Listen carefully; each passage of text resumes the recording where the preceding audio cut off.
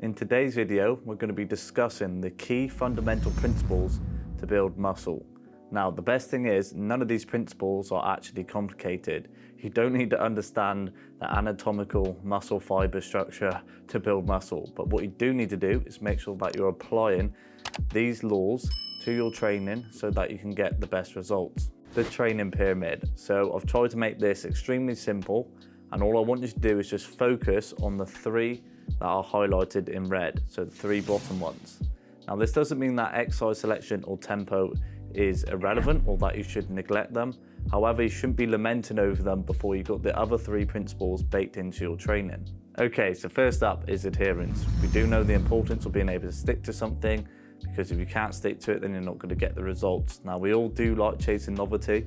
Changing up your exercises and training can be fun, but at the end of the day, we do need to stick to something for at least 12 weeks to get some tangible results. Now, I want you to think about something for a moment. If you want life-changing results, then you better have life-changing habits. The author James Clear states that success is a product of daily habits and not a once-in-a-lifetime transformation. Now, what he means is that anything admirable or worth having, such as wealth, a healthy relationship, or a good physique, isn't going to happen overnight. Think about it, a 15-year marriage doesn't just become happy with one magic night, and you don't wake up an athlete after one gym session. These things are achieved and built on small habits that compound over time. Now think about it, even if you did achieve a once-in-a-lifetime transformation or an overnight transformation, would you be able to sustain the results? Probably not. Now, this is why daily habits are really good, because it creates that mindset and puts you in the position to be able to sustain the outcomes that you've achieved.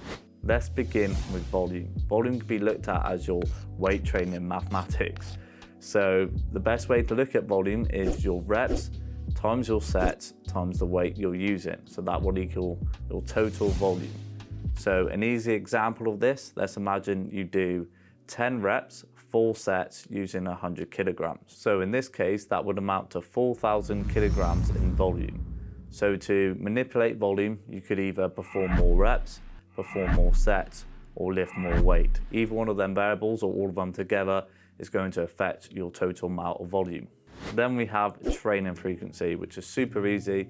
It just means how many times you're training a muscle group per week. Then lastly, we have intensity, which just means how much weight you're using. So increasing your intensity means you're lifting more weight. Decreasing the weight you're lifting means decreasing the intensity. Okay, so you may be wondering, how does all this tie into your training? So let's take a look at this other slide. Now, this is all about progressive overload. So if you've been in the gym and you've been hitting a plateau, or you've made very little progress in the past few months, and I guarantee it's because you've not been applying one of these principles. So let's take a look at progressive overload, which means simply lifting more weight over time, or you can manipulate your volume so you can perform more repetitions, more sets, more hard sets, or you can increase the frequency that you're going to the gym. So perhaps you're going 3 times a week, or maybe you can go 5.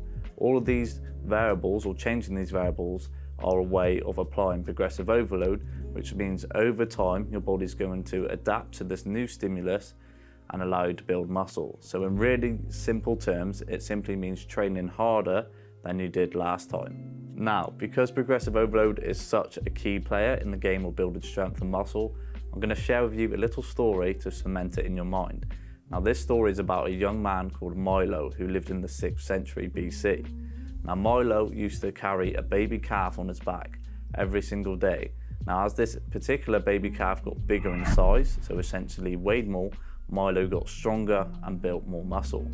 Now, I'm not expecting you to kidnap a baby calf, but the principle of the story is that Milo essentially lifted more weight over time that allowed him to get stronger and build more muscle. So you should do the same thing. When it comes to your training, be intentional. Think about what you're doing.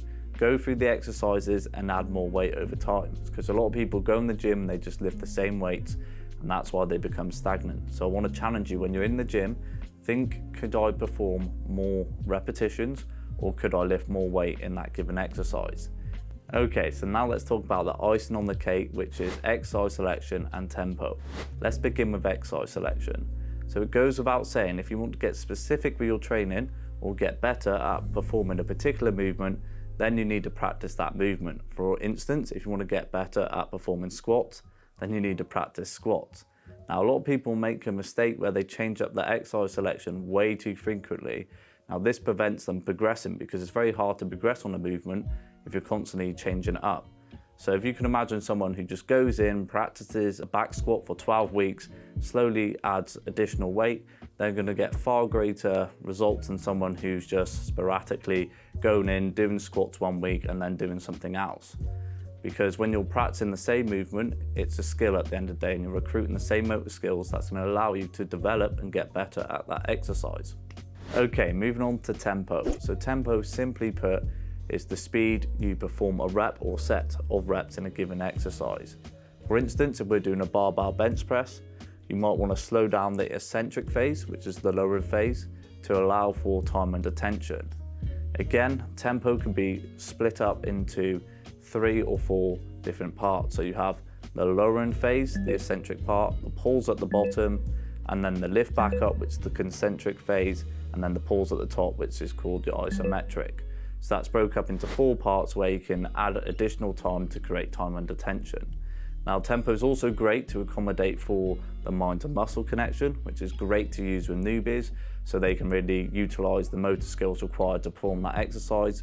Or perhaps you have a pre-existing injury where you don't want to lift as heavy, you want to lift a lighter weight, but perhaps add that time under tension to still get the benefits of building muscle. So guys, to wrap up, to get the most out of the fundamental training principles we've been through, you want to focus on finding a training split that works for you. You want to be realistic. You want to experiment with different levels of volume, frequency, and intensity. And you also want to strive to aim towards performing performance goals. Okay, so let's wrap this presentation up by going over the key points and the things that I want you to do moving forward. So up first, I want you to find a training plan that is going to suit you. It's no good following someone else's training program if it's not going to be realistic for you to stick to long term. Next up, I want you to experiment with different volume frequencies and intensity to hopefully break you out of plateau if that's what you're experiencing. Then lastly, I want you to think about progressive overload. Are you training hard enough? Could you perform more sets and reps? Could you add more weight to a given exercise? So I want you to start logging your training sessions and start being intentional with your training. Okay, so today's task timed very nicely with the key points. So I want you to pick a performance-based goal. So that could be a compound lift, like a back squat. Then once you've picked this exercise, I want you to test your maximum effort. So going with a squat, I want you to perform a 1 rep max. Then I want you to calculate 90% of that maximum effort, and going forward for the next 6 to 12 weeks, I want you to add additional weight to your back squat. So the idea is that over time, you're going to get stronger. So make sure you go ahead and you pick something that you want to progress in, log it down so you've got a reference point, and then start training with more intensity going forward for the next 6 to 12 weeks. And as per usual, people, drop a comment. Let me know that you've watched this video. Let me know if you found it useful or insightful.